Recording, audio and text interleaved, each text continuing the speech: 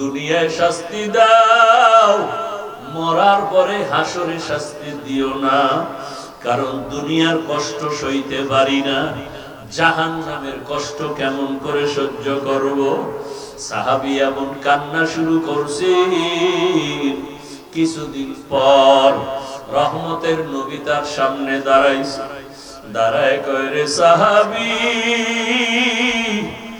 আমার আল্লাহ তোর ব্যাপারে ক্ষমার ঘোষণার আয়াত দিয়ে পাঠাইছে। আল্লাহ তোমার কান্না কবুল করেছেন, তোমারে আল্লাহ মাফ করে দিছেন, যাও তুমি বাসায় যাও। সাহাবী কান্না করে, ইয়া রাসূলুল্লাহ, আমি রশি বাঁধছি, আপনি বুঝি বেজার হইছেন? আপনি খুশি হইছেন কিনা আমি বুঝার জন্য আমি চাই আপনার হাতে আমার রশি খুলবেন। যদি আপনি নিজে রশি খুলে দেন, বুঝবো আপনি আমার উপরে খুশি আছেন, রাগ নাই। নবী নিজ হাতে রশি খুলিয়ে দিলেন। ওই দিন থেকে খুঁটির নাম হইছে খুঁটি তওবা নামের খুঁটি। আজও মদিনায় যাও, রওজায় গিয়া দেখো, রিয়াজুল জান্নার ওই খুঁটির উপরে আরবিতে লেখা সতুনে তওবা। ও আমার যুবক বাবারা, সাহাবায়ে কেরামদের উপরে তো আল্লাহ খুশি, আল্লাহ তো তাদের জান্নাতের ঘোষণা দিবেন। এরপরও তাদের মধ্যে দেখো আল্লাহর রাসূলের মোহাব্বত কেমন। আমি কিন্তু একটু আগেই বলছিলাম, মনের শখে কত কিছুই না মানুষ করে, তুমিও তো করছো। মনে চাইছে দাড়ি রাখবা না, নামাজ পড়বা না, পর্দা করবা না, এখনো কি শখ মিটে নাই? আমি পায়ে হাত রেখে বলি, যুবক বাবা, তোমার মতো কত যুবক র‍্যাব, আর্মি, পুলিশ, বিডিআরে চাকরি করে, নামাজ পড়ে। তোমার মনটাকে একটু প্রশ্ন করো, তুমি কেন পারবা না? তোমার মতো যুবক রাস্তায় গাড়ি চালায়, নামাজ পড়ে, বলো বাবা তোমার কপাল কেন খারাপ? তোমার মতো যুবক মাছ ধরে, নামাজ পড়ে, কৃষি কাজ করে, নামাজ পড়ে, বলো তুমি কেন পারো না? তোমার কপাল কেন খারাপ? তোমার মতোই তো জেনারেল লাইনের সন্তান, স্কুল কলেজে পড়ে, নামাজ ছাড়ে না, বলো তুমি কেন পারো না? তোমার কপালে না জানি কারো বরদোয়া লাগছে। বলতে পারো, হাফিজ ভাই, কার বরদোয়া লাগার সম্ভাবনা? লেখা রাখে যুবক বাবারা, 3 জায়গার বরদোয়া লাগলে কসম আল্লাহর, মরার আগে তোর ধ্বংস শুরু। 1 নাম্বার জায়গা মা বাবা, 2য় জায়গা শিক্ষক, 3য় জায়গা উলামায়ে কেরাম। এই 3 জায়গার বরদোয়া যদি লাগে তোর ব্যবহারের কষ্টে, তোর জীবনটা মরার আগে ধ্বংস হয়ে যাবে। মা বাবার কলিজার দুঃখে যদি বলে আহ, একটা নিঃশ্বাস ছাড়ে, ওই নিঃশ্বাসটা তোর জন্য ধ্বংসের কারণ। শিক্ষক যদি তোমার মতো ছাত্রের ব্যবহারে কষ্ট পায়া নিঃশ্বাস ফেলে, ওই নিঃশ্বাস তোমার ধ্বংসের কারণ। উলামায়ে কেরাম যদি তোমার আচরণে কষ্ট পায়া নিঃশ্বাস ফেলে, ওই নিঃশ্বাসটা তোমার ধ্বংসের কারণ। এখনো সময় আছে, তওবা করো রে বাবা। পর্দার আড়ালের মা বোনেরা, আপনার মতো কত মা কত বোন এখনো আছে, নামাজ ছাড়ে না, বেপরদায় চলে না, মোবাইলে সময় নষ্ট করে না, স্বামীর মাল হেফাজত করে। ও আমার যুবক বাবারা, তোমার মতো যুবক যদি নামাজ পড়িয়া চাকরি করে, তুমি কেন পারবা না? তোমার মতো যুবক যদি লেখাপড়া করে, নামাজ পড়ে, তুমি কেন পারবা না? তোমার মতো যুবক যদি ব্যবসা করে, নামাজ পড়ে, তুমি কেন পারবা না?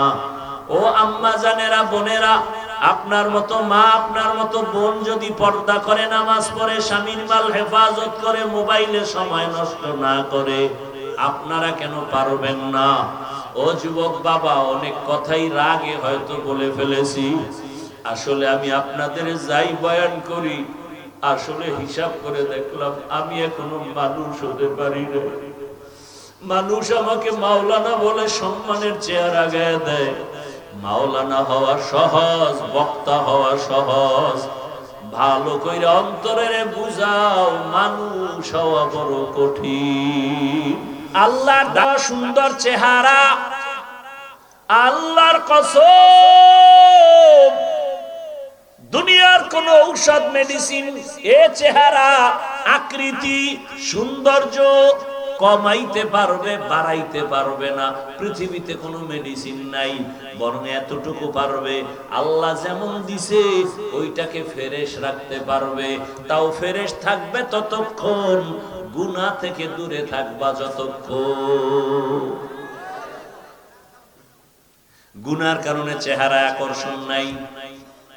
এই ছবিতে দেখা যায় হায় ডানা কাটা ভরি, পাগল হয়ে গেছে, এরে লাগবেই, কারণ নাইলে এক রশিদে ফাঁসি হবে না। মায় কয় তোরে রাজকন্যা নিয়ে দিমু, ছেলে এমন পায়খানা খাইছে, ছবি দেখা আমার পেতনি নিয়ে চলবো, আমার রাজকুমারী লাগবে না। এবার কাছে যাইয়া দেখে চান্দু চেহারার মধ্যে বরণ দেখা যায়, ব্রণ দেখা যায়, এটা ছবিতে ধরা পড়ে নাই। সত্য কথা মানো আর না মানো, স্বীকার করো। আকাম চলে না, চলে না। ওদিক দিয়ে আমগো হোতারা হোতা হোতা, এরা কয় খবরদার বাল্য বিবাহ চলবে না। স্যার কি চলবে? কয় আকাম চলবে, আকাম, বিবাহ চলবে না। কথা আকাম চলবে, কেমনে? কয় যে বই বের করতেছি ক্লাসে ক্লাসে, কেমনে আকাম করবি শিখাইতেছি। কেমনে গান শিখাইবে, এজন্য মাস্টার রেডি। আমার সন্তানের কেমনে কোরআন শিখাবে, সেই মাস্টার রেডি নাই। এই হলাম গো স্বাধীনতার ফল। কি জুলাই স্বাধীনতা? এখনো মাঠে মাঠে আন্দোলন মিছিল। কিসের স্বাধীনতা? কি এর স্বাধীন করলা? স্বাধীন করার পরে আমার শিক্ষাঙ্গনের শিক্ষিকারা শিক্ষকেরা কেন রাস্তায় আন্দোলন করে? শিক্ষার মধ্যে কেন আবার হিংস্র আক্রমণ? গানের মাস্টার দেওয়ার জন্য পাগল। আল্লাহর কোরআন মুসলমানের বাচ্চাকে শিখানো দরকার, সেই মাস্টার কোথায়? খবর নাই। পারে না আমগো গলায় পাড়া দিয়া মাহফিল বন্ধ করে দেয়। কি স্বাধীন করছি কি মাহফিল বন্ধের লেগে? এখনো শুনি বাংলাদেশের বিভিন্ন জায়গায় মাহফিল বন্ধ করে দেয়। আমি তো উঁচু কণ্ঠে বলেছিলাম, যারা মাহফিল বন্ধ করার জন্য চাপাবাজি করে ওদের কথাগুলো রেকর্ড কর, ভিডিও কইরা আমগো হাতে দে। ওই বেয়াদবের বিরুদ্ধে আবার আন্দোলন হবে।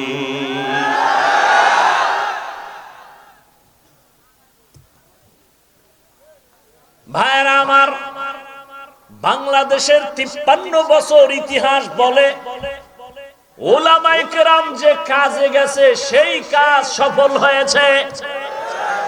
ওলামায়ে কেরাম যে আন্দোলনে নেমেছে সে আন্দোলন সফল হয়েছে। ওলামায়ে কেরাম এখন আন্দোলনে নামছে, পায়খানা আর খাবো না, আমরা এখন পবিত্র রাষ্ট্রনীতি চাই, দুর্নীতি চাই না, জুলুম চাই না। আমার বোন নির্বিঘ্নে রাস্তায় হাঁটবে, আক্রমণ হবে কেন? মায়ের সামনে বাবার সামনে মেয়েকে ধর্ষণ করা হবে কেন? এটা ইন্ডিয়ার খবর। বাবায় তার মেয়েকে হোটেলে ঢুকাইয়া, আপন মেয়ে, আজকের রাতের জন্য তুই আমার কাছে স্ত্রীর মতো। নাউজুবিল্লাহ আসে না? আল্লাহ হেদায়েত দান করেন।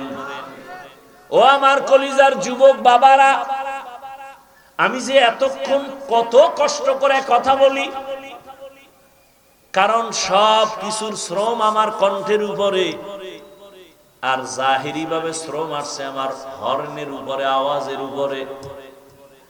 কতটা কষ্ট হয় আমি বুঝি, কিন্তু এত বয়ান কইরাও কিন্তু একবারও বলি না, এই যুবক আমার মতো টুপি লাগাও। একবারও বলছি? বুঝো বাবা, বুঝো কি বলতে চাই, বুঝো। এই যে এতক্ষণ কষ্ট করে চিল্লাই, একবারও কিন্তু বলি না স্কুল কলেজে তালা লাগাইয়া মাদ্রাসায় যাও, কওমি মাদ্রাসায় যাও, তাবলিগে যাও, পীরের কাছে যাও, একবারও বলি নাই। বরং আমি তোমার পক্ষে একটু সাপোর্ট দেই যুবক বাবা, আমাদের মাঝে আলেমের অভাব নাই। মুফতির অভাব নাই, মুহাদ্দিসের অভাব নাই, মুফাসসিরের অভাব নাই, কিন্তু আমার দেশে আদর্শবান ডাক্তারের অভাব, আদর্শবান ইঞ্জিনিয়ারের অভাব। ইঞ্জিনিয়ার আছে, আদর্শবান ইঞ্জিনিয়ার নাই। ডিসি আছে, এসপি আছে, আদর্শবান এসপির অভাব। আমার দেশের ডিসি, এসপি, ওসিরা যদি আদর্শবান হইতো, এই বাংলাদেশে কোরআনের বয়ান চলতো, কোন সুদখোরের থেকে অনুমতি নেওয়া লাগতো না। কোরআনের বয়ান হবে, অনুমতি নিতে যাইতে হয় সুদখোরের কাছে। আল্লাহ হেদায়েত দান করুন। আরো জোরে বলেন। ভাইরা আমার, আমি চাই তুমি ডাক্তার হও, ইঞ্জিনিয়ার হও, প্রফেসর হও, তবে আদর্শবান হও। এই কথার সাথে এই কথাও লিখো। সব যুবকদের আমি তো একটা মনের ভালোবাসার আবদার করি, 200 টাকা খরচ করে একটা ব্যানার বানাও, 2 ফিট 3 ফিট। ব্যানারের মধ্যে লেখো, পৃথিবীতে দুনিয়ার সকলের আদর্শ নাপাক, রাহমাতুল লিল আলামিনের আদর্শই একমাত্র পাক। ইমামুল আউয়ালিন আল আখিরিন, বাহরে সাদকা রাহমাতাল লিল আলামিন, সাইয়্যিদুল কাউনাইন খাতমুল মুরসালিন, আখির আমদ বুদে ফখরুল আউয়ালিন। আপনাদের কষ্ট হইতেছে? একটা ফ্যানও নাই স্টেজে, না? এটা সব বন্ধ রাখছেন কেন? এই ফ্যানটা ডাইনে বামে ঘুরাইতে পারে না, এই জন্য বন্ধ রাখছে। এটা ঘুরাইনে ফ্যান নাই, বা দূরের থেকে দেওয়া যায় না? সব ফ্যানটি বন্ধ করে দিচ্ছে।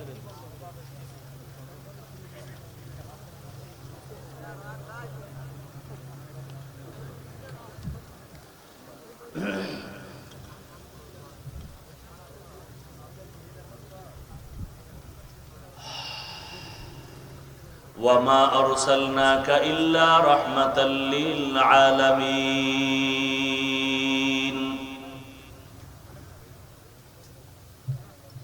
এই বইলর কই? বইলর ওটা কোন থানায় পড়ছে? হ্যাঁ, মাইক নেই কি ঢাকার দেয়া? ঢাকার থেকে মাইক এনে। এই যুগে খারাপ মাইক আছে, আমার তো আশ্চর্য লাগে। গলাটা ধইরে গেছে আমার, এত কষ্ট হইতেছে কথা বলতে। না ওখানে শান্তি পাইলাম, হ্যাঁ আবার পুরা বাসর ঘর বানাই থুইছে, প্যান্ডেল ট্যান্ডেল কইরা কাপড় দিয়ে আটকাইয়া, এক জাহান্নাম। ঘামতে ঘামতে শেষ।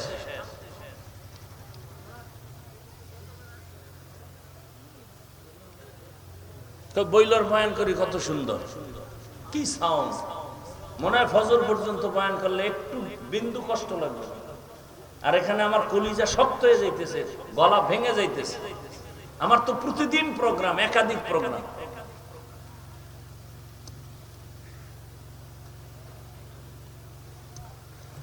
আল্লাহ, রহমতের নবীর আদর্শ।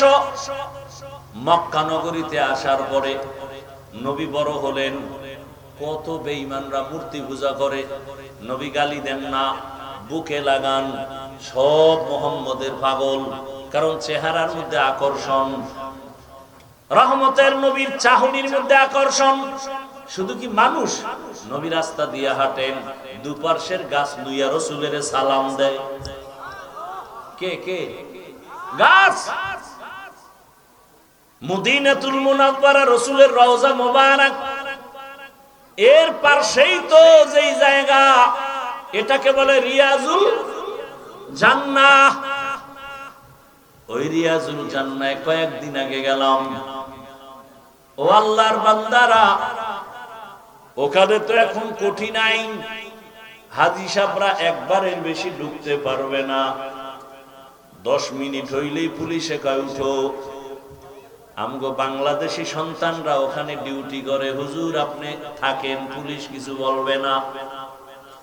আসরের নামাজের পরে ঢুকলাম, পুলিশ আসছে, ওরা কয় আমাদের বাংলাদেশের পুলিশ চলে গেছে।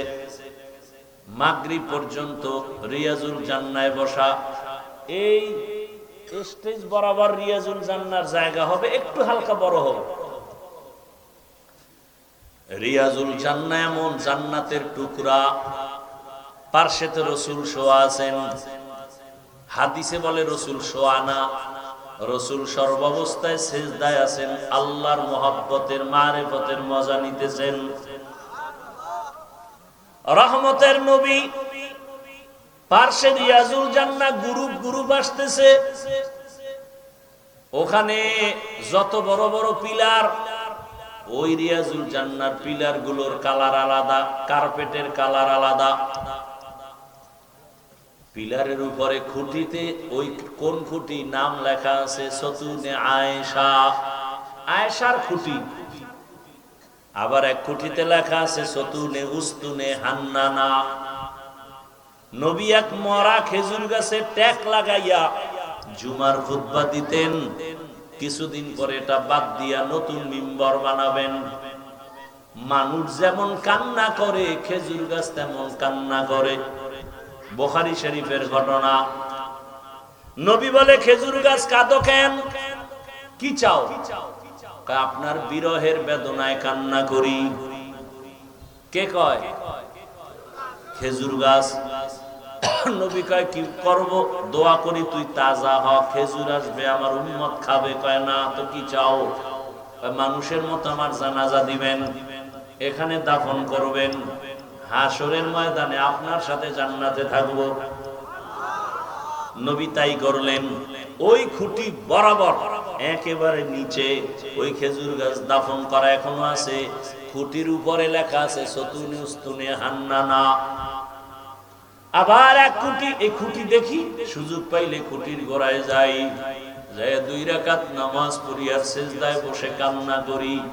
কারণ পুলিশগুলো মোনাজাত দিতে দেখলে ওরা অন্যরকম ভাবে, সেজদায় গিয়া কান্না তো আরো মজার কান্না। মাওলার দরবারে কান্না করি। এই খুঁটির কাছে 2 রাকাত, ওই খুঁটির কাছে 2 রাকাত। হঠাৎ করে দেখি এক খুঁটির উপরে লেখা সতুনে তওবা, তওবা নামের খুঁটি। আমি তো ইতিহাস জানি, তওবা নামের খুঁটি মানে কি? একজন সাহাবী রসুলের, আল্লাহর রসুল একটা আদেশ দিয়েছেন, কয়েকজনের মানছে ঠিকই, একটু দেরি করছেন। রসুল মনে কষ্ট পাইয়া কথা বলেন না, সালাম নাই। নবী মসজিদে আসেন, নামাজের সালাম, আবার চলে যান। সাহাবী পিছনের কাতারে দাঁড়ানো, নবী ফিরিয়াও তাকায় না। সাহাবীর মাথা গরম হয়ে গেছে। মায়ার নবী যদি আমার দিকে না তাকায়, আমার কপাল পোড়া, আমার কপাল পোড়া। পাগলের মতো হয়ে কি করবে? বাসায় গিয়ে কয়, বিবি রাতের গভীর, সবাই ঘুমায়, আমাকে নিয়ে চলো মসজিদে। মসজিদে নিয়া একটা রশি হাতে নিছে, রশি হাতে নিয়া ওই খুঁটির গোড়ায় বসছে রিয়াজুল জান্নায়।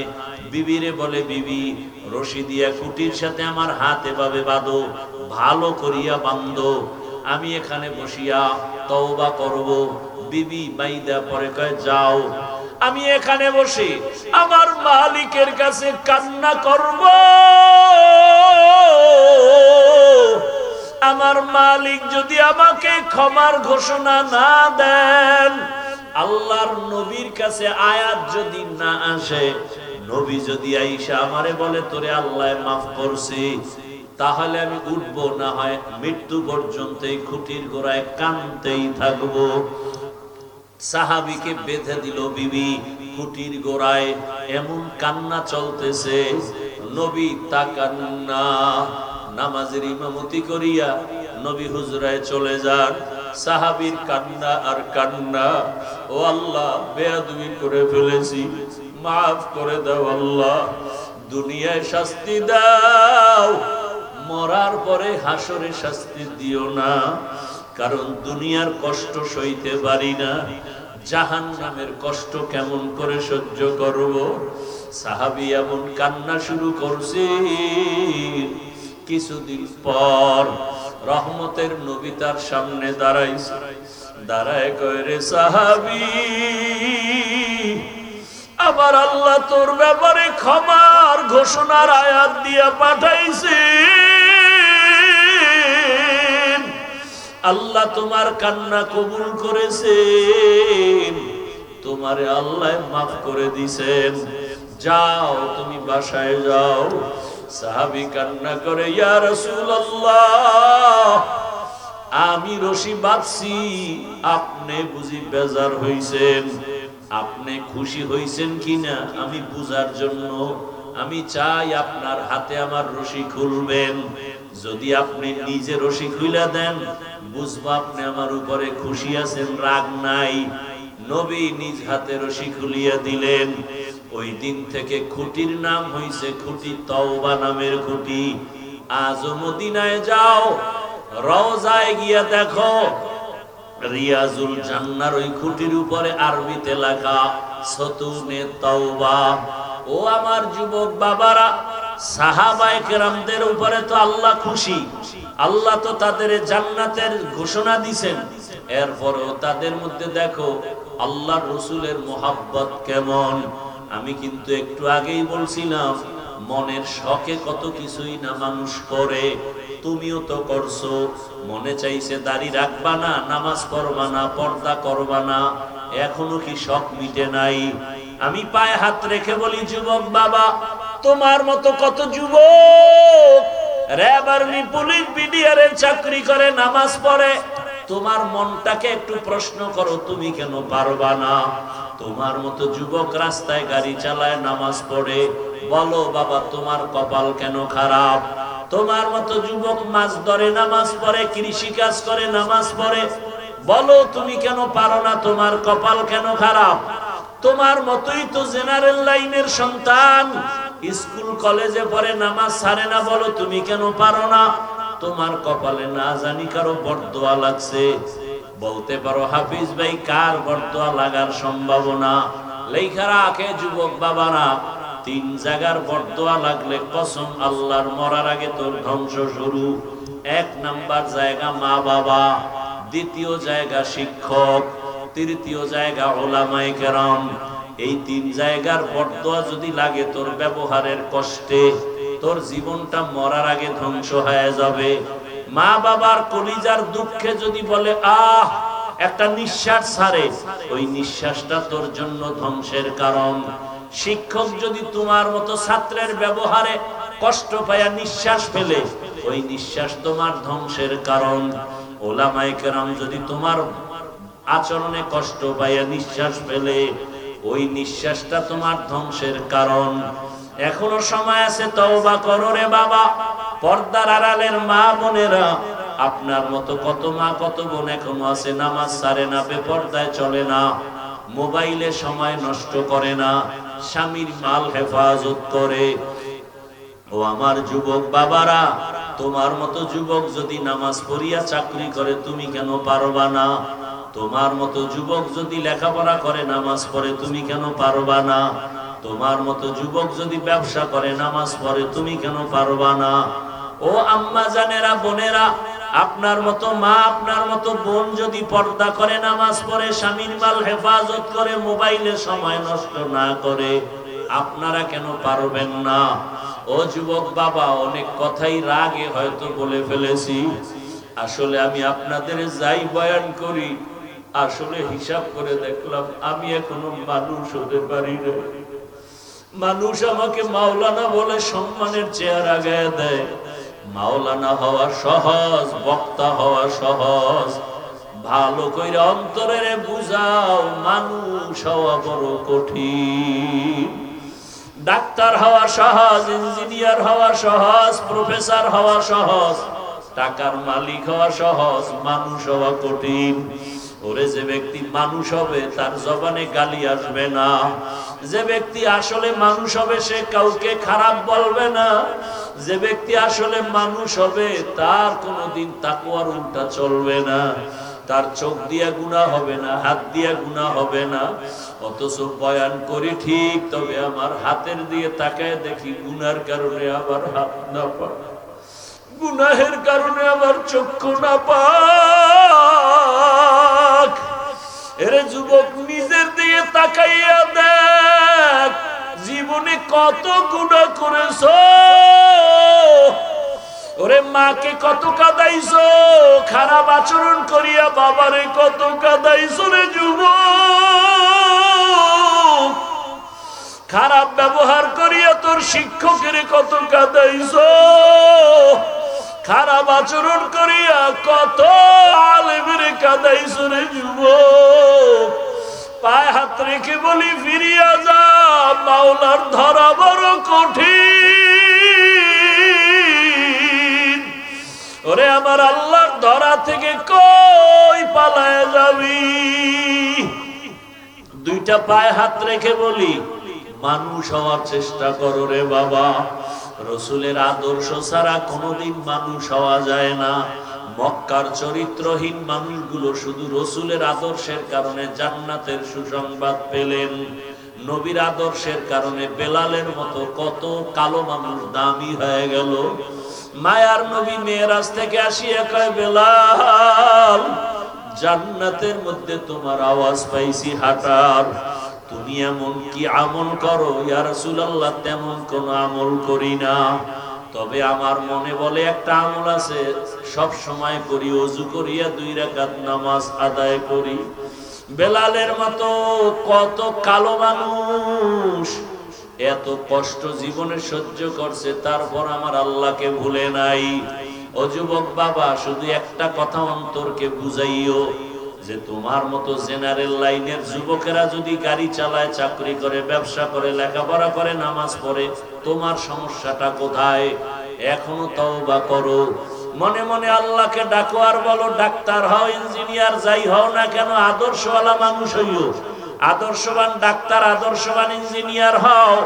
এখন মনে মনে আল্লাহকে পেছনের গুনাহ থেকে মাপ চাও, মনে মনে আল্লাহকে বলো, হে মালিক, এই হাতের দ্বারা কত গুনাহ করেছি, চোখের দ্বারা গুনাহ, জবানের দ্বারা গুনাহ, আমার গুনার খবর আল্লাহ মা জানে না, বাবায় জানে না, কেউ জানে না, আল্লাহ আপনি জানেন। আমার অন্যায়ের খবর আমার আপনজন জানলে কেউ কাছে রাখতো না।